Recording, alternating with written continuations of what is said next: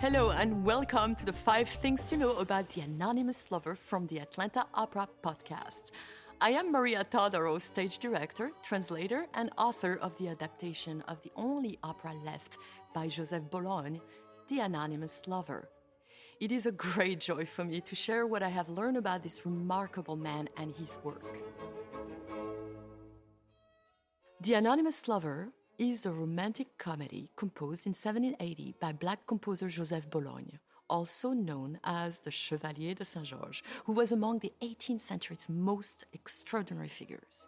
When his Caucasian father was unjustly accused of murder, Joseph, his father, and Nanon, his Senegalese mother, fled Guadeloupe to France to avoid the younger Bologne being sold into slavery.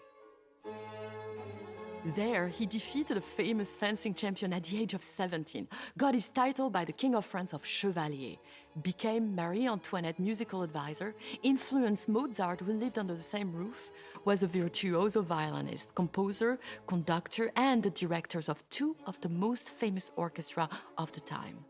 He became a superstar among the French and English aristocracy, fought 2 revolutions, led numerous military campaigns.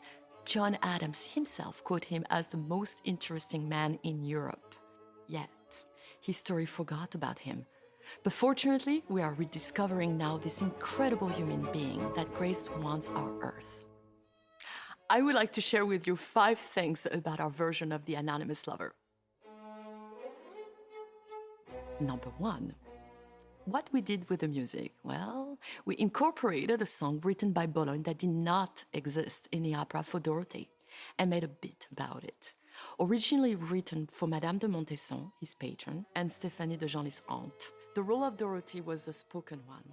And by the way, it is also remarkable that Stéphanie Félicité de Genlis was a woman and famous in the 18th century, and that both a black man and a woman wrote this opera then. And still about the music, we are adding Creole percussions and dances as an homage to Bologne's birthplace. Number 2. Well, the characters of Bologne, Marie-Joséphine de Montalembert and Madame de Montesson, are not in the original opera. Indeed, we present a play in this unique version. The characters of Bologne become Valcourt, Marie-Joséphine, the main love of Bologne, plays Léontine, and Madame de Montesson becomes Dorothée. That is actually historically accurate for this last one. A bit of a fun fact. Léontine, in the original script, does not know who is the anonymous lover until the end. In our version, she discovers this from the start, which brings higher stakes to the whole situation. Number 3. Sets, projection, and costumes allow us to travel in space and time. We go from Paris 18th century to Guadeloupe, a birthplace of Bologne, and from his present, the premiere of the opera, to his future. Fun fact, the set is inspired from Madame de Montesson's home in Paris, where the play was premiered.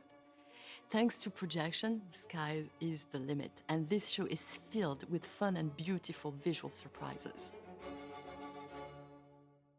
Number 4.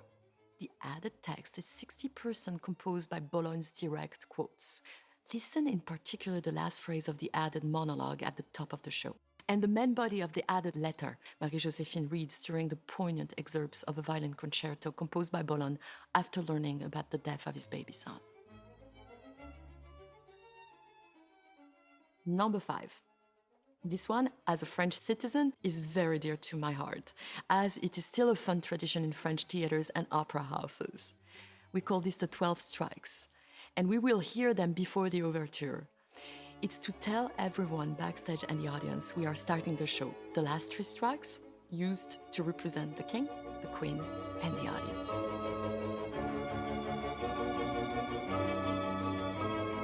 This has been 5 Things to Know About the Anonymous Lover.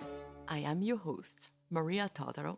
If you enjoy learning more about this opera and production, please rate and review this podcast on Apple Podcasts. It is a great way for more people like you to find out about our content. And don't forget to follow the Atlanta Opera Podcast for more great episodes.